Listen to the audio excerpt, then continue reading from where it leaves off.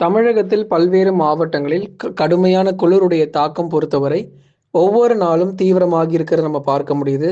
குறிப்பாக உள் மாவட்டத்தில், மேற்கு தொடர்ச்சி மலையொட்டிய மாவட்டங்களில் கடுமையான குளிருடைய தாக்கம் பொறுத்த வரைக்கும் ரொம்பவே தீவிரமாகி இருக்கிறது. இப்போ நமக்கு மழைக்கான வாய்ப்புகள் இருக்குமா? மழை பொழியுமா? எந்த தேதிகளில் மழை வர வாய்ப்பு இருக்கு? அப்படின்னு பல கேள்விகள் பலருக்கும் இருக்கு. கண்டிப்பா அத பத்தி நம்ம சொல்றோம். ஏன்னா இந்த மாத இறுதியில புயல் வரும்னு சொல்றாங்க ப்ரோ. உண்மையா அது? கண்டிப்பா ஒரு புயல் வரப்போகுதா? டிசம்பர் லாஸ்ட் வீக்ல, லாஸ்ட் டேஸ்ல ஒரு சைக்ளோன் ஒண்ணு ஃபார்ம் ஆகி தமிழ்நாட நோக்கி நகருமா? அப்படிங்கிற பல சந்தேகங்கள் தொடர்ந்து கேட்டிருந்தாங்க கமெண்ட் செக்ஷன்ல. கண்டிப்பா எல்லா கேள்விகளுக்கான பதிலையும் நம்ம பார்த்து தெரிஞ்சுக்கலாம்.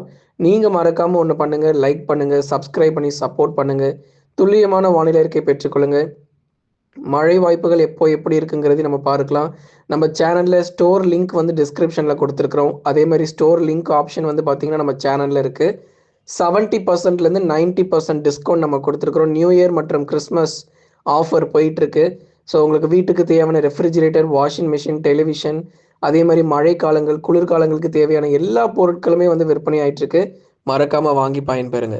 தமிழகத்தில் நாளுக்கு நாள் பனிப்பொழிவு பொறுத்தவரை பல்வேறு மாவட்டங்களில் தீவிரம் அடைந்து வருகிறது. இந்த பனிப்பொழியினுடைய தாக்கம் பொறுத்த வரைக்கும் குறிப்பாக 2 பகுதிகளில் நமக்கு ரொம்ப அதிகமாக இருக்குது. ஒன்று மேற்கு தொடர்ச்சி மலையொட்டிய மாவட்டங்களிலும், இன்னொன்று வந்து பார்த்திங்கன்னா வட தமிழக உள் மாவட்டங்களிலும். இந்த 2 இடங்கள் தான் பனிப்பொழிவு ரொம்ப மிக மோசமாக, இயல்புக்கும் குறைவான வெப்பநிலை அப்படிங்கிறது வந்து பதிவாகிட்டு இருக்கு. இன்னும் கொஞ்சம் நம்ம மிக விரிவாக பார்க்கலாம். ஒரு சில மாவட்டத்தில் வந்து பார்த்தீங்கன்னா, அதாவது உள் மாவட்டங்களில் 13 டிகிரி செல்சியஸ்லேருந்து 20 டிகிரி செல்சியஸ் வரைக்கும். பெரும்பாலும் இந்த 13லேருந்து 16 டிகிரி செல்சியஸ்குள்ள தான் உள் மாவட்டத்தில் அப்படிங்கிறது பதிவாகிட்டு இருக்கு. மலைப்பகுதிகள், நீங்கள் மலைப்பகுதிகளை எடுத்துக்கிட்டிங்கன்னா 10 டிகிரி செல்சியஸ்க்கும் குறைவான வெப்பநிலை பொறுத்த வரைக்கும் பதிவாகிறதுக்கான வாய்ப்புகள் ரொம்பவே அதிகமாக இருக்கு. அதனால குளிருடைய தாக்கம் பொறுத்த வரைக்கும் அந்த சில மாவட்டங்கள் 13, 14 டிகிரி செல்சியஸ் சொன்னோம் இல்லையா? கிருஷ்ணகிரி மாவட்டம் தான் தமிழ்நாட்டிலேயே மிக குறைவான வெப்பநிலை பதிவாகிற மாவட்டமாக இருக்கு. தேன்கனிக்கோட்டை, பர்கூர், மாரண்டஹள்ளி, ஒசூர் மற்றும் அதன் சுற்றுவட்டார பகுதிகளில் வெறும் 13 டிகிரி செல்சியஸ் மட்டுமே அதிகாலை நேரங்களில் வெப்பநிலையானது பதிவாகிட்டு இருக்க பார்த்துக்கோங்க. பொதுவாக நம்ம ஏசி போன்ற பொருட்கள் நம்ம வீட்டில் பயன்படுத்தும் போது 24 டிகிரி செல்சியஸ் அல்லது 23 வைப்போம் பெரும்பாலும். சில வீடுகளில் நம்ம 26 டிகிரி செல்சியஸ் வைக்கிறது நம்ம பார்த்துருக்குறோம். ஆனால் இங்கே அதை விட பாருங்க 13 டிகிரி செல்சியஸ் அப்படின்னா ஒரு ஊட்டியில, கொடைக்கானல்ல எந்த அளவுக்கு குளிர் பயங்கரமா நடுங்குமோ, அதாவது மக்களை நடுங்க வைக்கிற ஒரு குளிர் தான் இந்த கிருஷ்ணகிரி மாவட்டத்தில் ஒவ்வொரு நாளும் பதிவாகிட்டு இருக்கு. மிக மோசமான ஒரு பனிப்பொழிவு. தமிழ்நாட்டிலேயே முதல் மாவட்டமாக நம்ம கிருஷ்ணகிரியை சொல்ல முடியும். அடுத்ததாக திருவண்ணாமலை, தருமபுரி, வேலூர், ராணிப்பேட்டை, திருப்பத்தூர், சேலம், நாமக்கல், கரூர், திருப்பூர், ஈரோடு உள்ளிட்ட மாவட்டங்கள் கடுமையான பனிப்பொழிவு ஒவ்வொரு நாளும் பதிவாயிட்டு. இங்கெல்லாம் வந்து 14 டிகிரி செல்சியஸ், 15 டிகிரி செல்சியஸ் ஆக அடுத்தடுத்து இங்கெல்லாம் நம்ம கடுமையான பனிப்பொழிவு அதிகாலை நேரத்தில் பதிவாகிறது நம்ம பார்க்கிறோம். அப்போ நமக்கு மேற்கு தொடர்ச்சி மலையொட்டிய மாவட்டத்தில் ஊட்டியில மட்டும்தான் குளிர் இருக்கும்னு நினைக்காதீங்க. அதை விட மோசமான குளிர் பனிப்பொழிவுலாம் உள் மாவட்டத்திலும் இருக்கு. மற்ற மலை பகுதிகள், இப்போ இங்கேயே இந்த அளவுக்கு பனிப்பொழிவுனா அப்போ நீலகிரி, கொடைக்கானல்ல எந்த அளவுக்கு இருக்கும், வால்பாறையில் எந்த அளவு பனிப்பொழிவு இருக்குன்னு கொஞ்சம் யோசிச்சு பாருங்க. 10 டிகிரி செல்சியஸ்க்கும் குறைவான வெப்பநிலை பொறுத்த வரைக்கும் பதிவாகிறதுக்கான வாய்ப்பு இருக்கு.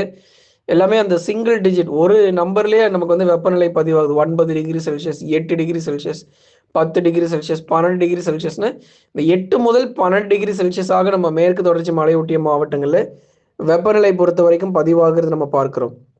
அதனால ஒரு சில மாவட்டத்தில் தமிழகத்தில் இந்த வெப்பநிலையானது பதிவாகிட்டு இருக்கு. சில மாவட்டங்களில் 10 டிகிரி செல்சியஸ்க்கும் மிக குறைவாக பதிவாக நம்ம பார்க்கிறோம்.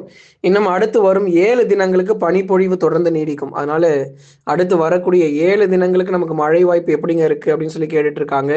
7 தினங்களுக்கும் பனிப்பொழிவு தான் ரொம்ப அதிகமாக இருக்கும். மழையை வந்து நம்ம எதிர்பார்க்க முடியாது. அப்ப எப்பதாங்க எல்லா மாவட்டத்திலையும் மழை வரும்? அவ்வளவுதானா? வடகிழக்கு பருவமழை முடிச்சிடலாமா? இதுக்கடுத்து பருவமழை முடிவுக்கு வந்ததுன்னு சொல்லி நம்ம ஒரு டிக்ளேர் பண்ணிடலாமா அப்படிலாம் வந்து கேட்டிருந்தாங்க. அதுதான் பண்ண முடியாது. ஏன்னா அடுத்த சுற்று மழை பொழிவு நம்ம தேதி குறிச்சிட்டோம்.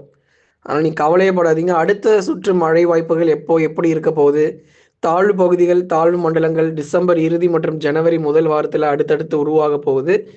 அதனால தமிழ்நாட்டில் நமக்கு மழை வாய்ப்புகள் எப்படி இருக்கும் அப்படின்னா அந்த டிசம்பர் 30 என்று சொல்லியிருக்கோம் இல்லையா? டிசம்பர் 30, 31 மற்றும் ஜனவரி 1 ஆகிய தேதிகளில் டெல்டா மற்றும் தென் மாவட்டத்தில் கனமழையும் மற்ற இடங்களில் மிதமான மழையும் பதிவாகிறதுக்கான வாய்ப்புகள் இருக்கும். டிசம்பர் 30ஆம் தேதி அன்று டெல்டா மாவட்டத்தில் மழை முதலாவது தொடங்கும். நாகை, திருவாரூர், தஞ்சாவூர், புதுக்கோட்டை போன்ற டெல்டாவில் சில இடங்களில் கனமழை பெய்ய ஆரம்பிக்கும். 31ஆம் தேதி தென் மாவட்டத்தில் மழை பரவ ஆரம்பிக்கும். 1ஆம் தேதிகளில் உள் மாவட்டங்கள், கடலோர மாவட்டங்கள், சென்னை முதல் கடலூர் வரை இருக்கக்கூடிய பகுதிகளுக்கு மழை பரவும். அதனால் தமிழ்நாட்டில் இருக்கக்கூடிய பெரும்பாலான மாவட்டங்கள் கடந்த 16, 17 சொன்னோம் இல்லையா, அடுத்து இப்போ 30, 31 சொல்கிறோம், மறக்காமல் குறித்து வச்சுக்கோங்க. 1ஆம் தேதி வரைக்கும் நமக்கு மழையானது கண்டிப்பாக இருக்கும். ஆபத்துகள் விளைவிக்கக்கூடிய அளவுக்கு மழை கிடையாதுங்க. அதனால் நம்ம தெளிவுபடுத்தி சொல்லிடுறோம். பயப்பட தேவையில்லை, ஆபத்துகள் எதுவும் கிடையாது. மிகப்பெரிய வெள்ளப்பெருக்கு வரும்னு சொல்கிறாங்க ப்ரோ, உண்மையா அப்படிலாம் கேட்டிருக்கீங்க. கண்டிப்பாக கிடையாதுங்க. அதீத கனமழை, அதி கனமழைக்கான வாய்ப்பு இருக்காது. மழை மட்டுமே தான் இருக்கும். மழை மட்டுமே, ஒரு மிதமான மழை, கனமழை மட்டும் பதிவாகிட்டு ஓய்வு கொடுப்பதற்கான வாய்ப்பு இருக்குது. அதுதான் நம்ம முதலே சொல்லியிருந்தோம். டெல்டாவில் மழை ஆரம்பிக்கும், அதுக்கப்புறம் தென் மாவட்டத்தில் மழை தொடங்கும், கடைசியாக வட தமிழக கடலோரத்தில் கொஞ்சம் மழை பதிவாகிட்டு அப்படியே ஓய்வு கொடுக்கும். ஒரு மணி நேரங்கள் வரைக்கும் நமக்கு மழை எதிர்பார்க்கலாம் இந்த நாட்கள் 30, 31 மற்றும் ஜனவரி 1ஆம் தேதிகளில் நமக்கு மழை பொழிவுகளை தொடர்ந்து நம்ம எதிர்பார்க்க முடியும். மற்றபடி பனிப்பொழிவுங்கிறது அது நமக்கு எப்பொழுதுமே இருக்கும். அதிகாலை பனிப்பொழிவு மற்றும் பகல் நேரங்களில் குளிருடைய தாக்கம், குறிப்பாக அதிகாலை நேரங்களில் அந்த குளிருடைய தாக்கமும் பகல் நேரங்களில் வெயிலுடைய தாக்கம் கணிசமாக அதிகரிப்பதற்கான வாய்ப்பும் எதிர்பார்க்க முடியும். அதனால ரெட் அலர்ட் கொடுப்பாங்களா, கனமழை, அதீத கனமழை ஏதாவது வருமானு கேட்டால் கண்டிப்பாக அதற்கான வாய்ப்புகள் இல்லை அப்படிங்கிறத நம்ம தெரியப்படுத்திடுறோம். தற்போது நிலவரப்படி தமிழகத்திற்கு புயலுக்கு வாய்ப்பில்லை அப்படிங்கிறதையும் உங்களுக்கு நம்ம சொல்லிடுறோம். ஏன்னா நிறைய பேர் வந்து கன்ஃபார்ம் புயல் வந்தால் தான் எங்களுக்கு ஸ்கூல் லீவ் விடுவாங்க, இதுக்கு அடுத்தலாம் மழை வந்தாலும் லீவே தரமாட்டாங்க, புயல் வருமா ப்ரோ அப்போ தான் ப்ரோ எங்களுக்கு ஸ்கூல் லீவே கிடைக்கும் அப்படிலாம் வந்து சில பேர் சொல்லியிருந்தீங்க. தற்போதைய நிலவரப்படி அதற்கான வாய்ப்புகள் கிடையாது. அதனால புயலை எதிர்பார்க்க வேண்டாம். மழை மட்டும் சொன்ன தேதியில் எதிர்பாருங்க, போதுமானதாக இருக்கும். புத்தாண்டு முடிந்த பிறகும் பரவலாக மிதமான மழை, பொங்கல் நாட்கள்ல, அதே மாதிரி பொங்கல் முடியும் தருவாயில கூட நமக்கு தமிழ்நாட்டில் மிதமான மழை மற்றும் கனமழை பகுதியாக பதிவாகிறதுக்கான வாய்ப்புகள் இருக்கிறது. ஆகவே நண்பர்களே, நீங்க மறக்காம ஒரு லைக் பண்ணுங்க. யாரெல்லாம் இன்னும் சப்ஸ்கிரைபே பண்ணாமல் இருக்கீங்களோ மறக்காம சப்ஸ்கிரைப் பண்ணி வச்சுக்கோங்க. இன்னும் நிறைய பேர் ப்ராடக்ட்ஸ் எதுவுமே வாங்காமல் இருக்கீங்க. ஸோ அதனால் சீக்கிரமாக போய் வாங்கிக்கோங்க. கூப்பன் எல்லாமே நம்ம கொடுத்துருக்குறோம். 70%லேருந்து 90% வரைக்கும் டிஸ்கவுண்ட் போயிருக்கு. கிறிஸ்மஸ் மற்றும் புத்தாண்டு உங்களுக்கு சிறப்பு ஆஃபர் போயிட்டுருக்கு. டிஸ்கிரிப்ஷனில் லிங்க் இருக்குது, கொஞ்சம் சீக்கிரமாக போய் வாங்கிக்கோங்க. அதே மாதிரி பார்த்தீங்க அப்படின்னா நம்ம சேனலில் வந்து ஸ்டோர்னு சொல்லி ஒரு ஆப்ஷன் இருக்கும், அதுக்குள்ளே போனீங்கனாலும் உங்களுக்கு பொருள் நிறைய தெரிய வரும். அதில் ஏதாவது ஒரு பொருளை நீங்கள் கிளிக் பண்ணுங்கள். கிளிக் பண்ணிங்க அப்படின்னா உள்ளே போகும். ஸோ அதில் நீங்கள் உங்களுக்கு என்ன பொருள் வேணுமோ நீங்கள் டைப் பண்ணி சர்ச் பண்ணுங்கள். ஸோ உங்களுக்கு கீழே உங்களுக்கு வந்து ஆஃபர் நம்ம கொடுத்துருப்போம், எத்தனை % நம்ம அதில் டிஸ்கவுண்ட் பண்ணியிருக்கோங்கிற ஆஃபர் எல்லாமே அதில் இருக்கும். அதே மாதிரி நீங்கள் பொருள் வாங்கும்போது உங்களுக்கு கூப்பனுமே வந்து பார்த்தீங்க அப்படின்னா அப்ளை ஆகும். ஸோ கவலைப்படாதீங்க. எல்லாமே குறைந்த விலையில் நம்ம சேனல் மூலிமா வாங்குறவங்களுக்கு மிக குறைந்த விலையில் கொடுக்கப்பட்டு வருது.